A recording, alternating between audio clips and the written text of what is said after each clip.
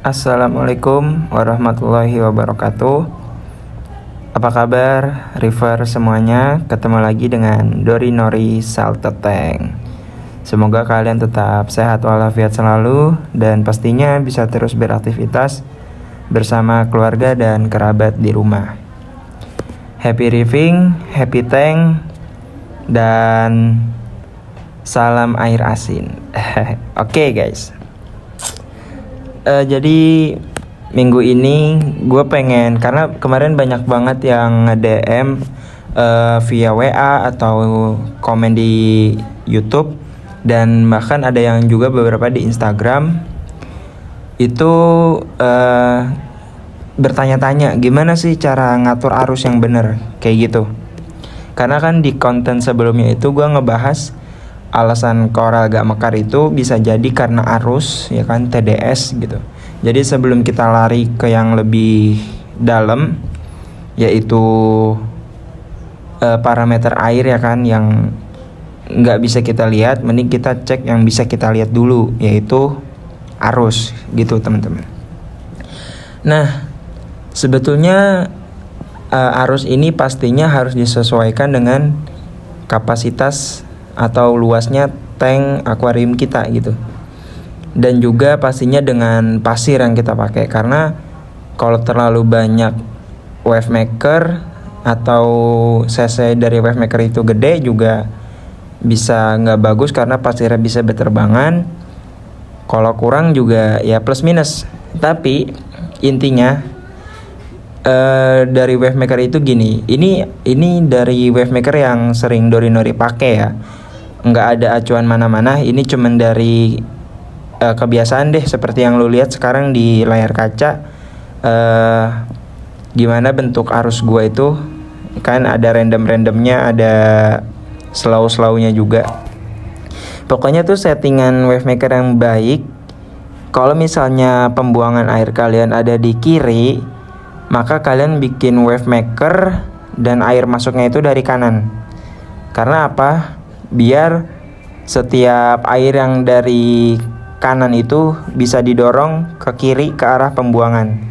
Karena semakin cepat sirkulasi air itu kebuang, maka semakin bagus untuk ekosistem airnya itu sendiri juga, teman-teman. Nah, biasanya itu berapa dalam sih wave maker yang baik? Nah, kalian itu untuk dapat hasil yang baik, terutama buat yang wave makernya itu masih enggak AC/DC ya, jadi AC doang, jadinya cuma satu arah gitu. Itu kalian bisa letakin 10-15 cm dari atas permukaan air. Dan pastinya kalian harus arahin ke permukaan air. Dan dari permukaan air itu nanti akan mantul lagi ke sisi kaca berikutnya gitu. Nah, kalau untuk kasus yang kalian lihat di tank Dori Nori ini dari sebelah kiri wave maker itu sekitar 10 cm atau 15, gue lupa waktu itu ngukurnya berapa. Itu gue arahin ke tengah, dan dari air masuk juga ke tengah, karena emang pembuangannya itu ada di tengah. Jadi pas dan ideal banget, karena kalau ditabrakin kayak gini arusnya tuh jadinya random dan arusnya tuh bisa pecah jadi rata gitu, teman-teman.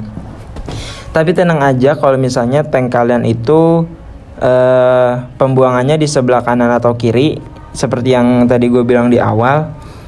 Kalian kalau misalnya pembuangannya di kiri, kalian taruh aja wave makernya di kanan. Dan untuk pemecah wave maker itu kalian bisa pecahin pakai pompa yang masuk ke dalam main tank. Itu kan di tengah, di sebelah kanan juga wajib ya. Jadi kalau misalnya wave makernya itu arahnya lurus, kalian patahin aja tuh pakai air keluar yang dari pompa kalian secara diagonal gitu. Biar nanti wave makernya itu bisa random juga arusnya, dan lebih pecah, lebih mencar gitu. Tapi guys, plus minusnya kalau misalnya wave makernya itu di atas ya, kayak tadi 15-10 cm di atas, itu biasanya bakalan terjadi penumpukan detritus di pasir. Karena gue juga mengalami hal itu, terutama di tank gue yang sebelumnya. Kalian bisa cek, scroll aja di video paling bawah, itu tank gue pertama. Itu detritusnya di bawah gampang banget numpuk karena di bawah arusnya sedikit banget. Karena emang wavemakernya itu 3000 liter per jam. Itu bagus sih, wavemakernya bagus. Itu buat arus koral bagus banget. Tapi nggak bisa mencakupi dasar karena emang disetting sedemikian rupa. Jika dapat hasil arus yang bagus buat koral, tapi ada dead spot di dasar. Di tank kedua gue ini, itu arusnya gue tabrakin, itu hasilnya lebih baik daripada satu arah. Kenapa?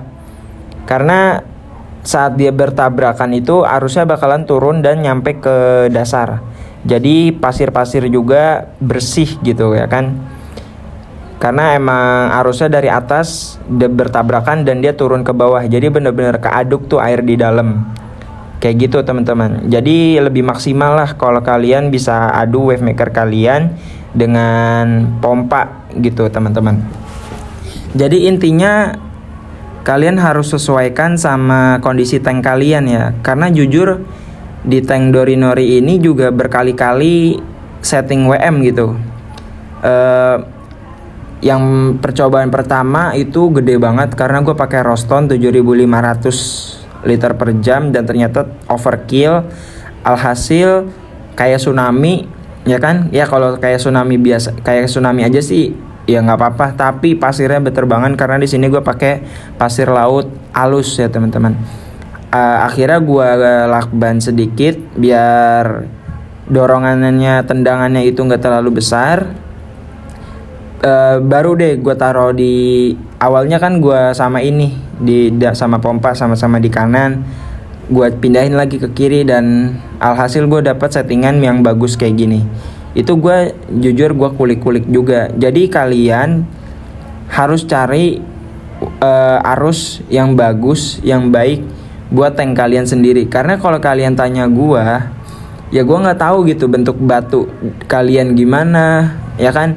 Kalau gue cuman arahin nggak bakal semaksimal kalian kulik-kulik sendiri kayak gitu teman-teman.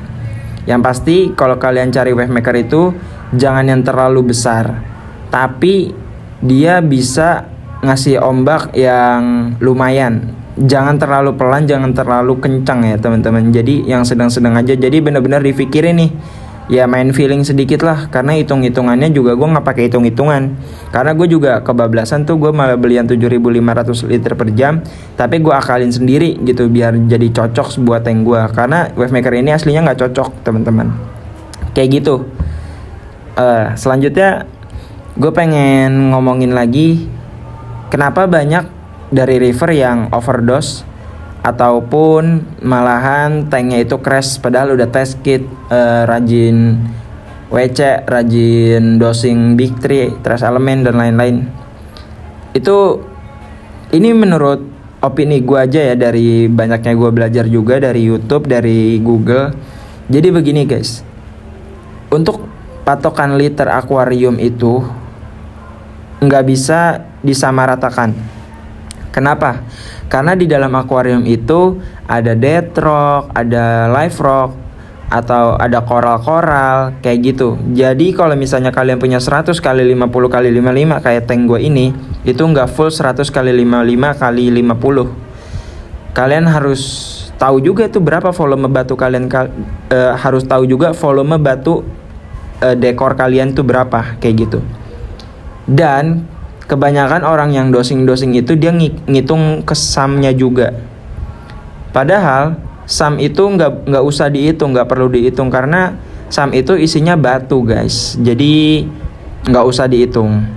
Dan kalau misalnya kalian emang mau ngitung antara main tank dan SAM, kalian bisa dengan cara keseluruhan, habis itu kalian kali 80%. Itu kayak nilai destinasinya aja. Jadi dari keseluruhan 80%-nya itu air kalian. Jadi 20%-nya batu, koral dan lain-lain. Karena kan river Indonesia itu pengennya padat, banyak dekor-dekor, banyak koral gitu ya teman-teman. Jadi ya itu destinasi yang biasa dipakai kayak gitu teman-teman. Kita kalikan 80%. Nah, jadi makanya setelah kita dosing itu kita wajib test kit. Jadi buat kalian yang masih feelingan dosing itu jangan deh, jangan. Itu sama aja kalian bakar duit, buang-buang duit kalian sendiri.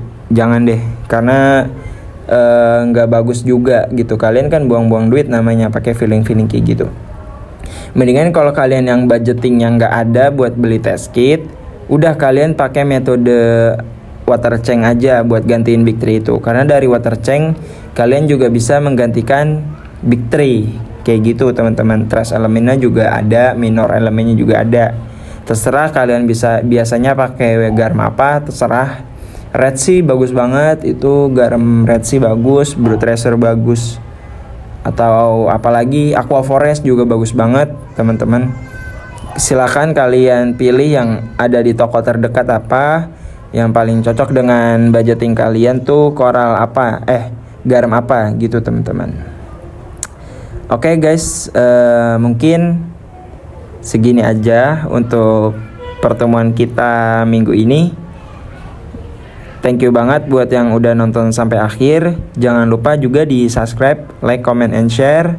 Bantu-bantu channel Dorinori untuk berkembang terus, ngasih edukasi terus, ngasih tahu buat kalian semua kalau nge-review itu nggak perlu mahal dan nggak perlu repot. Asalkan kita mau nyari tahu, nggak malu bertanya ya kan. Terus juga jadinya nggak sesat di jalan. Gitu teman-teman. Oke, sampai jumpa di next video. See you next time. Bye-bye.